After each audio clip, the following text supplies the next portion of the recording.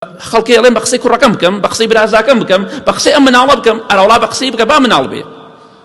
لە تۆ دیندارتر و عاقڵتر لە جاری وا هەیە. خۆ عاقڵ بە گەوری بچووکی نییە. جاری وا مناڵێک دو سێ ساڵە شتێکت پێ ئەڵێ تۆ تەمەنێک تێشتی وا نازانی. خۆ مەرج نێ برای بەڕێزم تۆی تر تەمەنت هەبوو هەموو شتێک بزانی. جاری وای کابرای نەخوێنەوارە نەسیحەتێک تەکا ئامۆژگاریەک تەکا بەقەد هەزار خوێنەواری ئیسفادەی لێکەی. برادەری خراپ لە ڕێگای خوا دوورت ئەخاتەوە، لە ڕێگای خوا دەرت ئەکات، بۆ جەهەنەمت دەبات، بەرەو خراپەکاری و زینا و بەدڕەوشتی و خراپەکاریت دەبات. بۆیە هاوڕێتی ئینسانی خراپ مەکە. هاوڕێی خراپ، برادەری خراپ لە ڕێگای خوا دوورت ئەخاتەوە. باشە کە تۆ نوێژناکەی هۆکارەکەی چی؟ یەکی لە هۆکارەکان برادەرەکان خراپن. هاوڕێی خراپت هەیە بۆی ڕوو لە خوانیت. ئەبوو تالیب کە مامی پێغەمبەری خوا بوو صلی الله علیه وسلم، بەهۆی چیەوە بە کافری مرد؟ لە سەرەمەرگا بوو. پێغەمبەری خوا صلی الله علیه وسلم هات بۆ لای ئەبوو تالیبی مامەی خۆی کە زۆر دیفاعی لە پێغەمبەری خوا کە صلی الله علیه وسلم. فەرمووی ئەی مامە، بەس بڵێ لا ئیلاهە ئیلا الله، لای خوای گەورە بەهۆی ئەو وشەیەوە من تکا و شەفاعەتت بۆ دەکەم. دەبمە شایەت، دەبمە تکاکار و شەفاعەتکاری تۆ لای خوای پەروەردگار کە تۆ بڵێ لا ئیلاهە ئیلا الله. لەو کاتەدا ئەبوو جەهل و عەبدوڵای کوڕی ئەبوو ئومەیە دانیشتە بوون، هەردووکیان کافر بوون.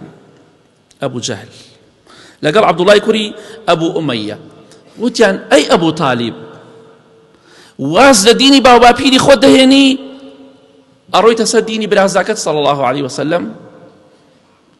پێغەمبەری خوا صلی الله علیه وسلم دەیفەرموو بڵێ لا ئیلاهە ئیلا الله، دەبمە شایەت لای خوای گەورە بۆ تۆ. ئەبوو جەهلیش لەگەڵ عەبدوڵای کوڕی ئەبوو ئومەیە دەیانوت ئەی ئەبوو تالیب، واز لە دینی باوباپیرت دێنی؟ ئەوە برادەری خراپ.